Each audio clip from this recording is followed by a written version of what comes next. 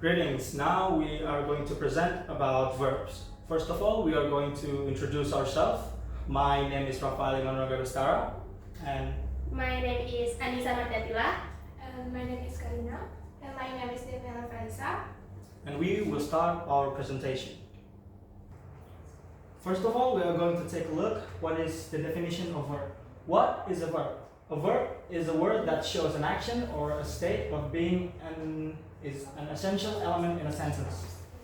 It tells us what the subject does, what the subject is, or what the subject receives.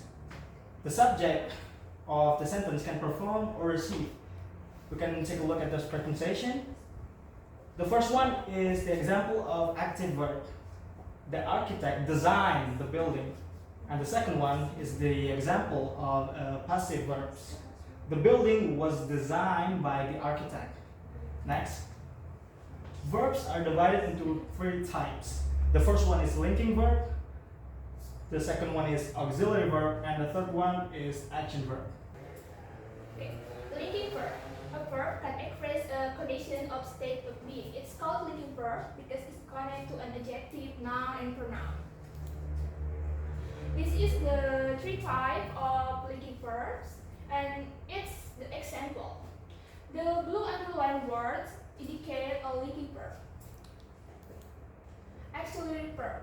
When a verb has more than one word, it's called a verb phrase. It consists of main verb preceded by one or more auxiliary verbs. Mackenzie adds that auxiliary verb help the main verb express an exact meaning. Ask the question or from a particular tense, the following are the form of auxiliary verbs. So these are the types of auxiliary verbs. The first one is to be, am, be, is, are, plus, we, been, and being. And the second one is to do, does, do, and did. And the third one is to have, has, have, and had. So the example is the students are taking the English exam. She has been to Florida. Did you like chocolate? Action verb. Action verbs are the types of verb that denote an action that is being performed by the noun or the subject in a sentence. They are also called action words. Example, she visits my house every day. I read novels. People call me a genius. She plays cricket every day. Jensen and Helga are going to the movies. My friend visited me last night. Did you have your breakfast? My name is Robbie. Common mistakes. Were mistaken as the main verb. The first one is infinitives. The second one is gerund. The participle. The third is participle. The first common mistake in verb is infinitive. It is a verbal consisting of to and the base form of the verb. It can be used as subject of a verb, object of a verb, and after to be plus an adjective to show purpose or intention. This is the three examples of infinitive. To give advice is easy. Infinitive as subject of a verb. The second one is my niece wants to study abroad is infinitive as object of a verb. The third one is it is important to study grammar. It is infinitive after to be plus adjective. The second one is run. It is a verbal that ends in ing and functions as noun. It can be used as subject of a verb and object of a preposition to name an action or activity. This is the examples. The first one is speaking English is easy.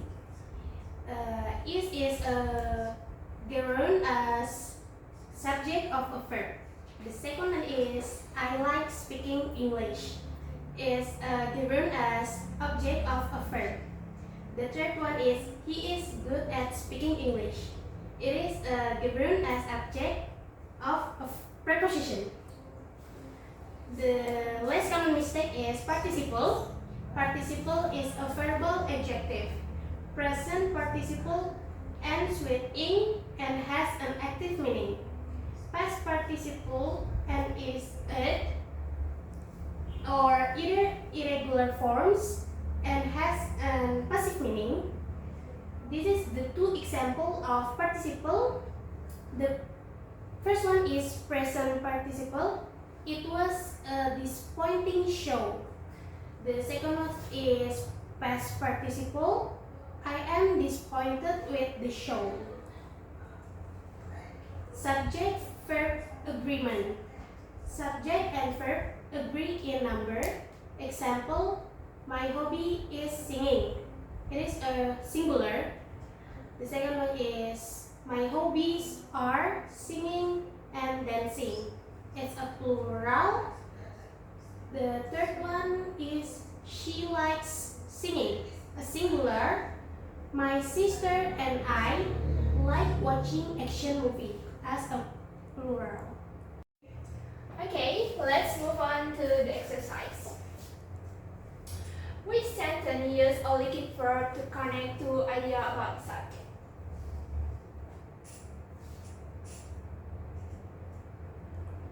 Okay, the correct answer is B. The lemonade tastes sour after sitting out all day. In the sentence, the linked verb tastes connect the subject lemonade to the adjective phrase sour after sitting out all day. The linking verb taste describes the sensory perception and of the lemonade, linking it to its quality after specific condition. Linking verb connect the subject of a sentence to a subject complement, which can be either an adjective, a noun, or a phrase that describes or renames the subject.